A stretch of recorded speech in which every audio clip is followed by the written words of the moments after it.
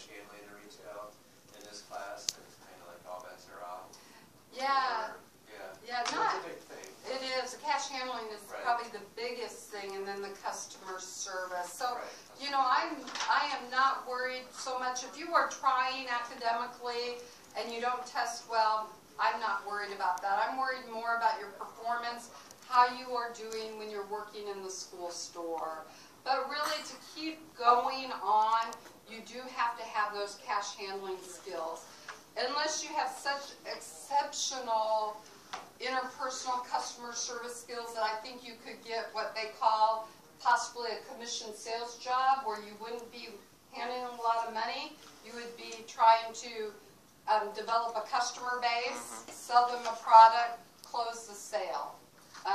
Not too many of our students end up going that career path, but we try to be real flexible to what our students' strengths are.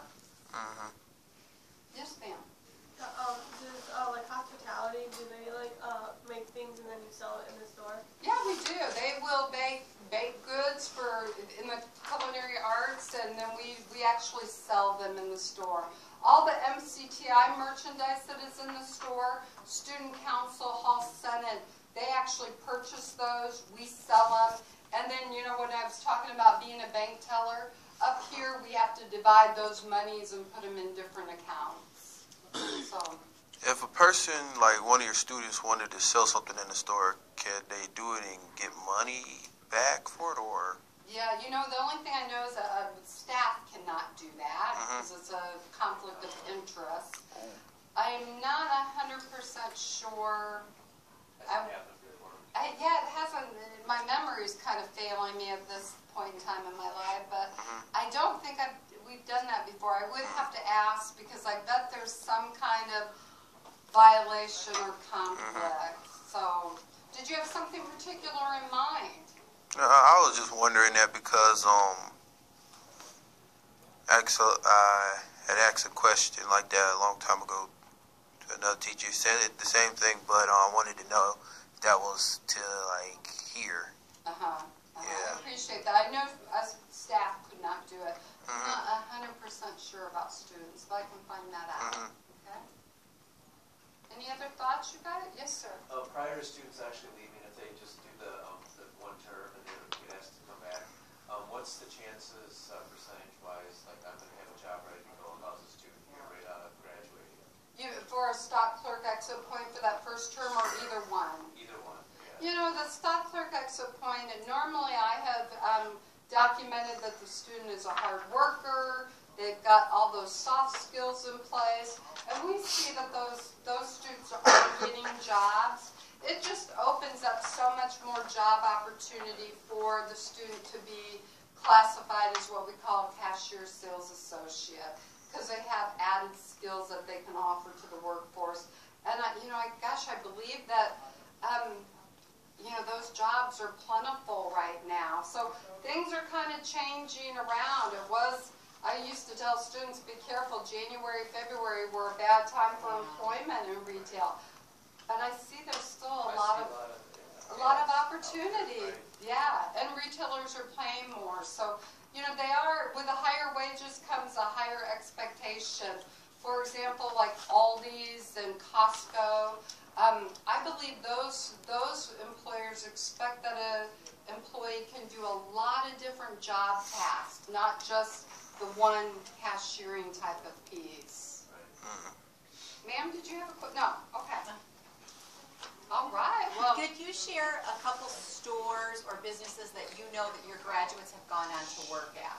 we used to have a very strong partnership with Walmart, and you know, they would actually, we don't do this anymore because it was just so difficult for transportation.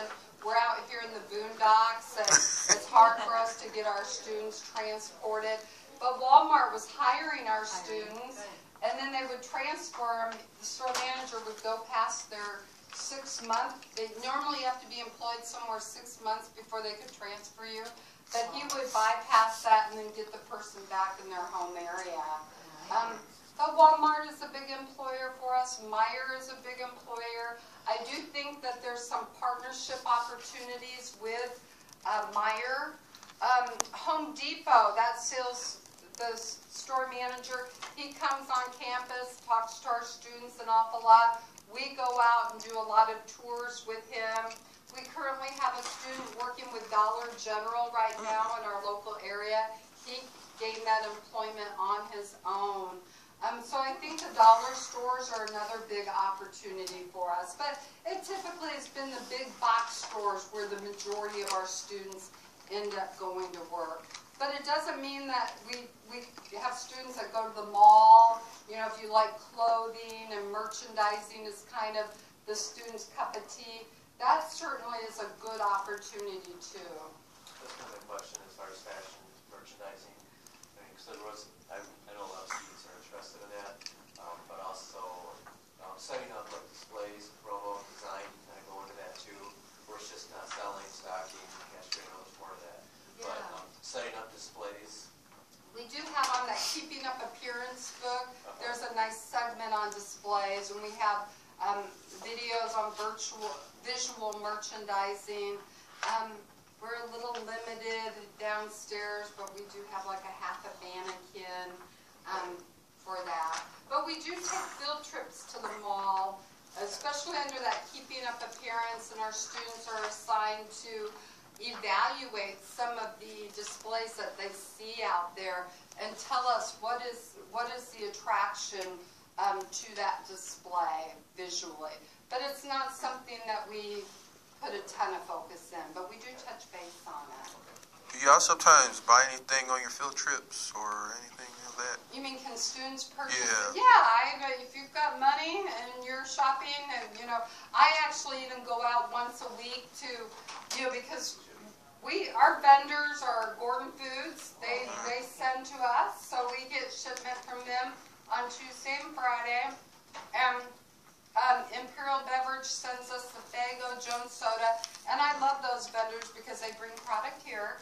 But we carry over 900 items in the school store, so it calls for me to, and I enjoy doing this. I take a couple students on a rotation, and we go out and get some Walmart items that would include mainly personal care.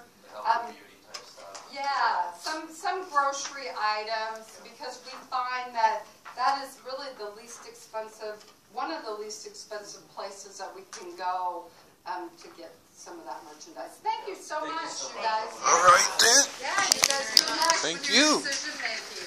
Yeah, thank you. For the good information. All right, all right. Oh, my bag. Back. You gotta get back on the bus? 12:30 is our time. We can slim it or we can make it longer if you want. 12:30 is the time there. Literally. Go back. 12:30. We have one still to do. So did you want to skip over trades? Is there certain trades you wanted to see and certain trades you didn't want to see? Let me call somebody, but You can look into pharmacy if you want. Yeah. This is pharmacy tech. Pharmacy technician? Can I grab one? Yeah, Alright. we have more up You guys can just over go on in these wherever. two ends here. Yeah. You can just completely wrap around. They got a little grinder. You guys can just come in anyway. Just keep wrapping around. So you can exit, you just pop this way. Anyway, is this everyone? Yep. All right. Good morning. Good morning. Welcome to the Pharmacy Tech Trade Room. This is a 3-term trade, just like all the others. Each term is 10 weeks each. In here, you start out learning the basics about customer service, kind of like over in the other trade you just came out of, in retail, yeah. Because that's a big part of working in a big box pharmacy. You're going to be dealing with customers every single day. And yelling at you. You'll learn how to take a prescription in from a customer, input all their information into the computer system. We have a special printer that prints out the labels for the drugs that you're about to fill. Looks like that, just like at a regular pharmacy. We have drugs right here. There's not actually drugs inside of it. They're just beans. So I recommend not actually trying to take any of that. Yeah. And then we learn how to efficiently count out drugs to fill for the prescription. We have the old script bottles right here. And y'all use beans for that one? Mm-hmm. Yeah. Because it's good to get the hang of it. Working in a pharmacy, you can deal with potentially between 100 to 200 scripts a day. So. I have another question. Sure. Do you ever? Attention students, any tour guide that is not with a group, please report to the library at this time. You are needed in the library. Any tour guides that are not currently with a group, please go to the library at this time. You're needed in the library. Thank you. Okay, what was your question? Do you ever mess with any real drugs? Absolutely. One of the areas as a technician you can get into is compounding drugs, and that's something we learn in here. You'll learn how to either, say, break down a tablet or to create whether it's a capsule or a solution or cream yeah, or ointment. yeah, there's a large variety of different types of drugs, and that all leads to there's an area you can get into working in a compound laboratory. That's more of a higher paying end of being a technician. Third term, you get to learn how to make IVs. Yep. These don't usually have drugs in it. It's just normal saline, and then we add like colored water in it. But we learn how to compound these properly and learn them afterwards. And compounding something like that is something you would do if you worked in a hospital. That's the other field you can get into as a technician. So you have your big box pharmacies, your hospitals, and then the compound laboratories. Those are the three main areas. The work, our instructor gives us quite a bit, but it's not too bad. We pretty much work at our own pace. She has a schedule for us. We know what we're doing on Monday, and we have till Friday to have it completed. It's a small classroom. We only have a max of 12 students in here at one time. So it's really easy for our instructor to give us one-on-one, attention and to help us with all our questions. She's really good, about that. Very understanding too. So if there's work we haven't gotten completed at a specific time, she'll allow us, give us the time we need to. Because most of the time she just wants us to understand what we're doing. So, yeah, but it's a lot of fun. It's definitely interesting to learn about all the drugs that are out there, learn what they're used for, how they affect your body, how they help with diseases, things of that nature. So, yeah, it's very interesting. And as you get older, you'll find yourself having to rely and take more and more drugs, as you age. So it's good to know and learn about these things. There's a lot of jobs available now due to just in 2014. The state has made it a requirement that anyone that wants to be a tech has to be certified by the state. So because of that, there are a shortage of people that has that certification. So there's jobs to be had. So it is something, even if you haven't been thinking about it, it's good to have the information. Yeah, it's very good. We have the retail class. There is a pretty aggressive training program through Walgreens. Absolutely. So it's definitely in our career pathway, even if it sounds like, oh my gosh, it's too much science, it's too much counting, it's too much. We take it in these stages.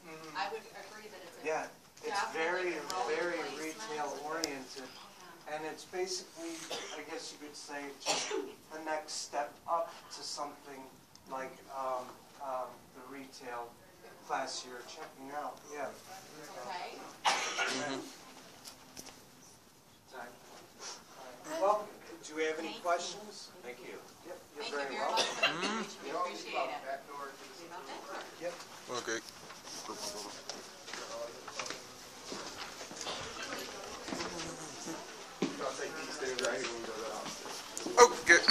Y'all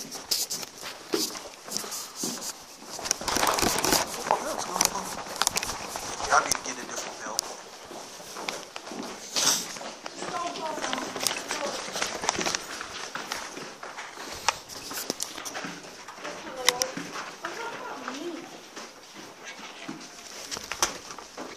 Okay, so right here, this is the receptionist office.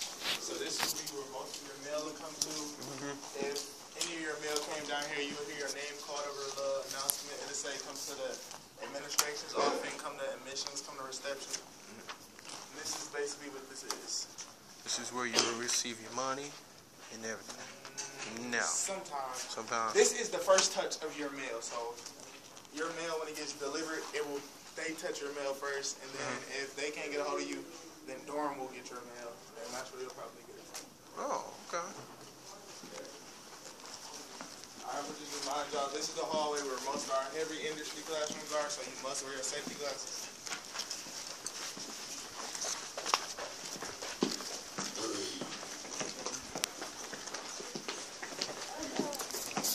Alright, and then, so like, this first wing of these first wing of classrooms will be your step-up classrooms. These will be the classes you come to get better at the stuff you're kind of shaky with. So like math, hands-on.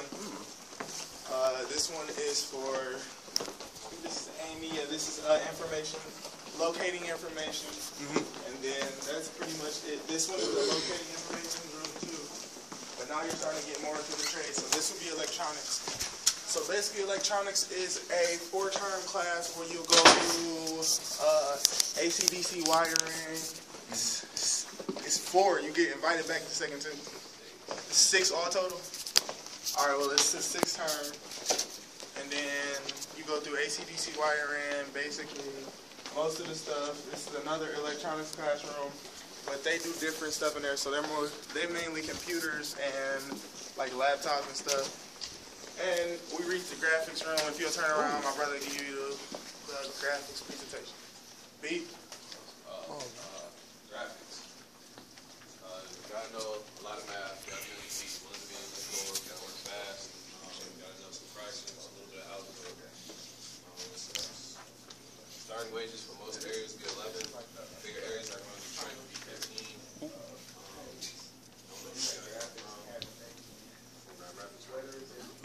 That's a big area, so you might start off with 15.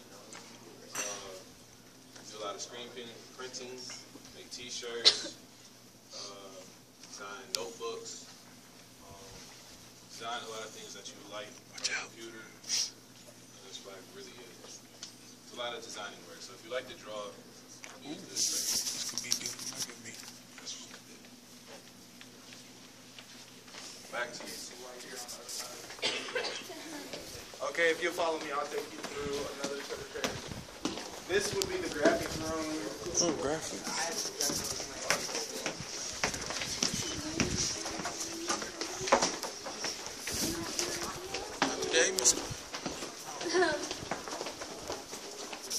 Alright, so this is cabinet making / woodworking. There's a group in there right now, but if you come, you can see the best trade in the school. Basically. I hope ain't nobody making out. With this shoe.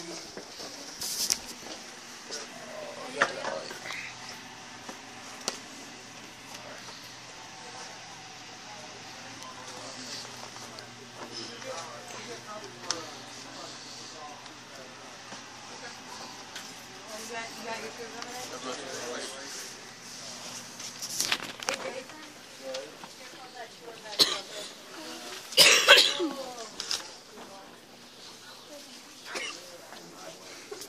And we can't go to other cafe. Oh wow, you guys can come down here. Yeah, this turtle over there. Oh no, we should just look like some other over here. Go on, eat. You hear me? Like other schools are here. What? Those are schools.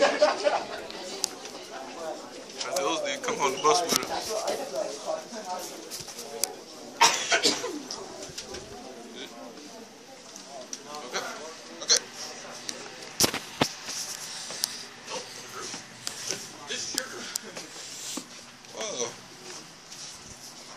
Wow. Where you guys from? Where? Wyoming. Okay. I'm from Grand Rapids. All right. Kent County, right? Yeah. All right. You're all in the same group, on the same bus? Yeah. Okay. All right. And from my understanding, you guys are all kind of from different areas of the school? With your transportation, facilities maintenance? Okay. All right. We're retail marketing. Oh, all right. Well, my name's John Giltrap, and this is Weatherization. Weatherization is taking an existing home, making it safer, more durable, and more energy efficient. We're going to teach you how to build houses here. We'll teach you how to fix them. So you're going to learn a little bit about HVAC. You're going to learn a little bit about drywall, roofing, insulation, air sealing. You kind of got to know a little bit about everything in the home. It's a 20-week program. That's 2 terms. In 20 weeks, you're going to get some national certifications. You're going to get a OSHA 10 construction safety. In the state of Michigan, if you're under the age of 26, you can't get on a construction site without that. Employers want to know that you're going to be safe working for them. You get that while you're here. You get an EPA RRP certification. Any house built before 1978 probably has lead paint in it. Are we familiar with what's going on in Flint right now with all the lead in the drinking water? You know what lead does to children under 6? In very high concentrations, it can kill them. But usually it does something different. It usually causes learning disabilities, ADHD, and mental retardation, and all that's irreversible. That can't ever be changed again. Okay, so that's why that stuff's so important right now. And you get a certification that says you can work around that stuff. See?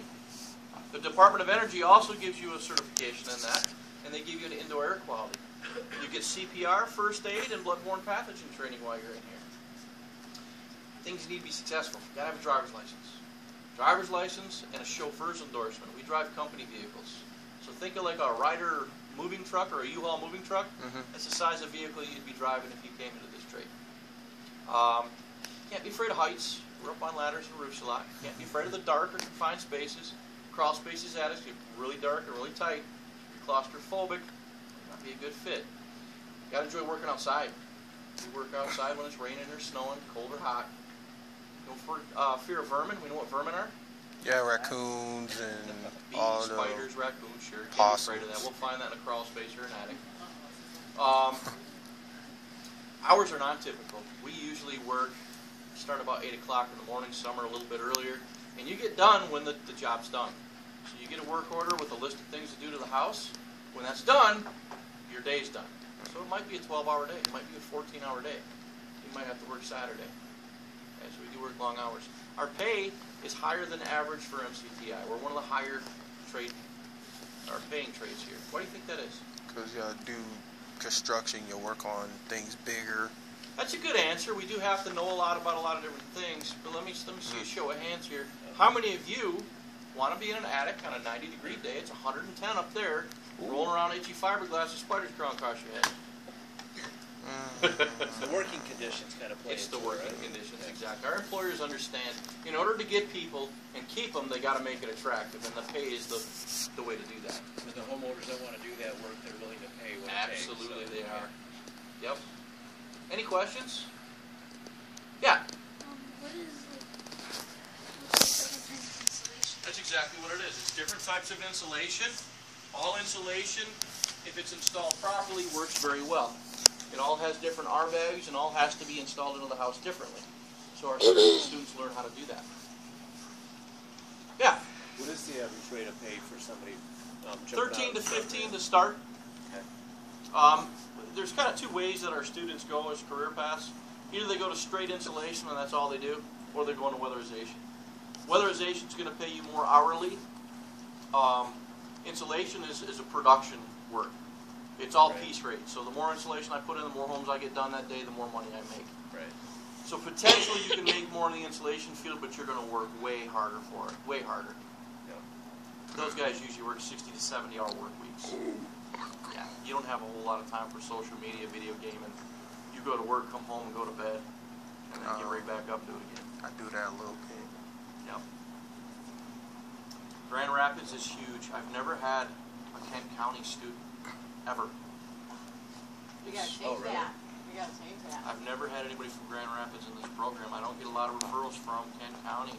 And guys, that is a huge employer base up there. Yeah. It's huge. A lot of jobs. They're always screaming at me that they need people, and I don't have anybody to give them. What other, with within Kent County, some other programs, college programs, vocational programs offer what you offer here? Weatherization? Yeah. There are none. So you're. This is it in the state of Yeah. Michigan. Henry Ford Community College teaches to the higher end, so they're teaching to becoming an auditor or an inspector. Sure. So those are the ones that are meeting the customer, doing the home audit, and then handing that to us to do. Right.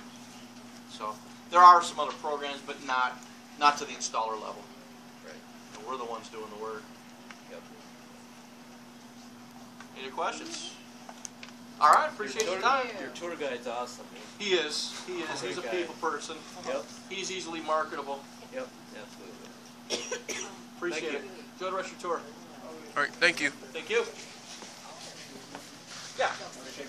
Absolutely. There's flyers there. Help yourself. Hey, do you ever do simulations with animals in the roof? No. They do go out in the field and work with contractors, so they get that there. Yep, they're going to real houses. Did anybody ever get attacked by an animal while doing it? No. No, we'll call them exterminator before. All right, thank you. Yeah. That makes. I wonder how many other schools are here.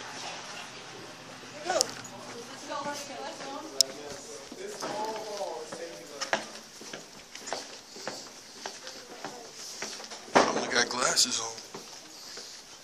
Is it branded?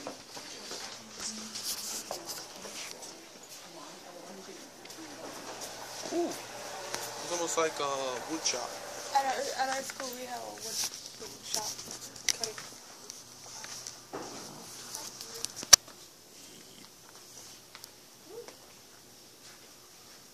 I smell pizza, or is that burning?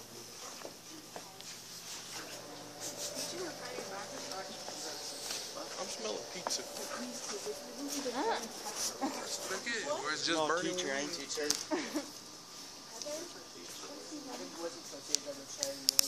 Chase. There you go. Don't wander around, Miss Caitlin. I was wondering where you have to wear uniforms in here. Yeah, you could have asked the question. Right, but I'd rather not have to wander. Yeah, we're gonna just let it down. I don't like this story. Why? Welcome to cabinet making. So what do you got to be able to do to come in here and do this training? All right. The most important thing is the ability and desire to work with your hands. All right? If you don't like doing that kind of stuff, then you're just going to hate it in here. Next most important thing is the ability to visualize in 3 dimensions. I mean, everything's 3-dimensional, obviously, but for some things it's not that critical. May I borrow this piece of paper right here? If you're in graphics communication and you're laying out this stuff on this piece of paper, that's only 2 dimensions. That's not 3 dimensions. They don't care about the thickness of this piece of paper. It's not going to affect that. Thank you. For us, we always have to worry about that 3rd dimension. People that struggle with seeing that 3-dimensional, those 3-dimensional objects can struggle. We also got to do some math. The math operations are not all that complex. It's a lot of fractions. They have to subtract, multiply, and divide, change them into decimals, and do the same thing. What people can find difficult about the math is, one, is it's always a story problem. You're going to have to figure out what to do. And the second thing is it's almost always multiple steps. Reading is not as critical in this trade as it is for some other trades in the school. Doesn't mean that you won't have to read when you come in here, because you will. It's just that it's not as critical to learn how to do this stuff in here as it is for some other trades. So once you get into program hour, you're going to learn basically it's all hands-on training. You're learning by doing. You know, the way you're going to use it, or the way you learn how to use a table saw is not by reading about it, it's by using it. So we're going to give you demonstrations. We're going to watch you do dry runs. We're going to watch you actually use the machine. And it's going to be that way. We call it project-based training. You're going to be working on some kind of a project the whole time that you're in here, depending on what types of machines you're supposed to be running. How long are you going to be in here? Basically, right now we have two different exit points, one after 9 months and one after 15 months. So 2 people come in at the same time. The the first 9 months are the same for everybody. So then one person at that point would graduate, and the other person would continue to do 6 months more for training. But up until that point, they get exactly the same training. So the difference between those two people a lot of times is a decision-making. It's their ability to make decisions. They can work without a lot of supervision, stuff like that. It's not going to be the training. The training up to that point is going to be exactly the same for both of them. How long are you going to be in here? It's up to you, basically. That's what it boils down to. What types of positions are you training for? For the majority of our students, they're going to go to work in some kind of a production environment. What a production environment means is you are going to be part of a process of making a finished product. You are not going to do every single step in that process. In here you will learn every single step, but when you go to work someplace, you will not necessarily do every single step. You will be doing some of the steps. Some people will go to places where they do every single step. Generally, those are going to be smaller places. They don't have as many employees. They can't afford to specialize and have you doing the same thing all day long. You got to be flexible enough that you can do 3 or 4 different things every single day, and 3 or 4 different things the next day. Some people like that. Some people like the routine of knowing what they're going to be doing, having rather limited options. Depends on, a lot of that depends on you, what you're capable of. It also depends on where you choose to live when you leave here, what kind of jobs are going to be available. We generally place 85 to 90% of our graduates. They get offered anywhere from $10.5 to $13.5 an hour to start.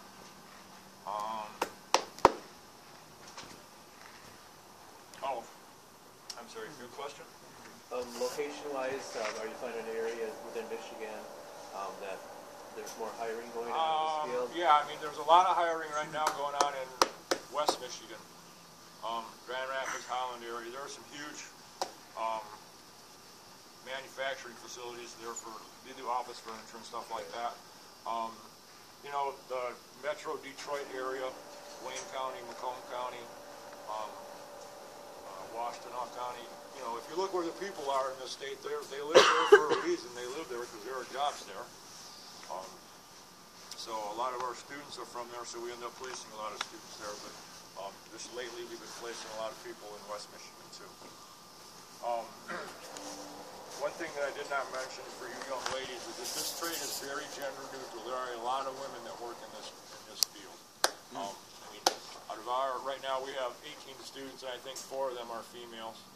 4, which is not a great percentage, because out in the real world it's about 50-50. But I mean, that 4 out of 18 is generally that's about as many as we ever get in here at a time. But there's a lot of opportunity for women in this trade. So it doesn't seem like women are steered towards this kind of stuff in high schools and things like that. But experience is not required. We have a lot of people that come in that have never done anything and they do well.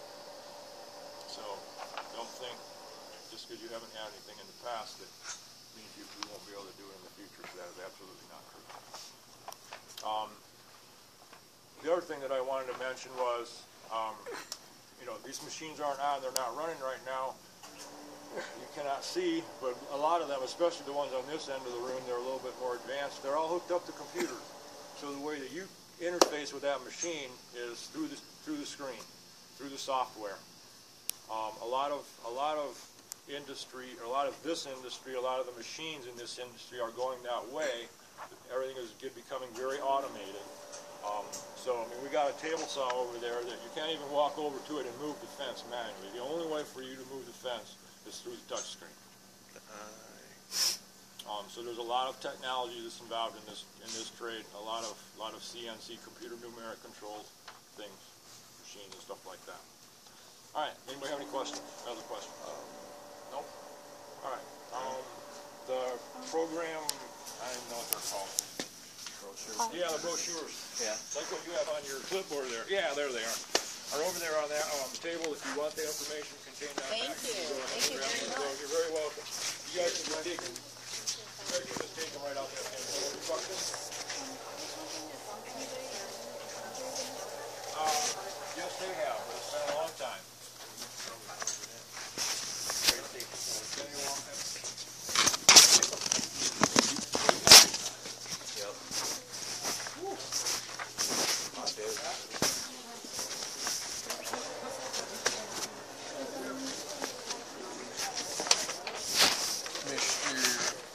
Mr. Dion.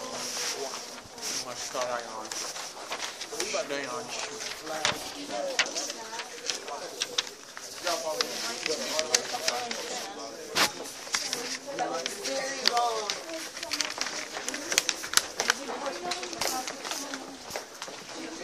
Fold up everything, put it in my pocket.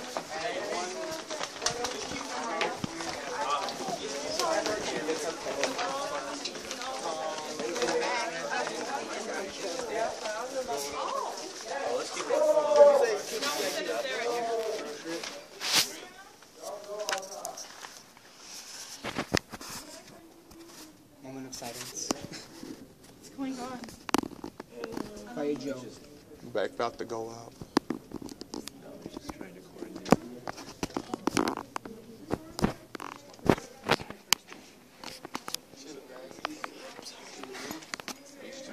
I'm gonna go. Yeah.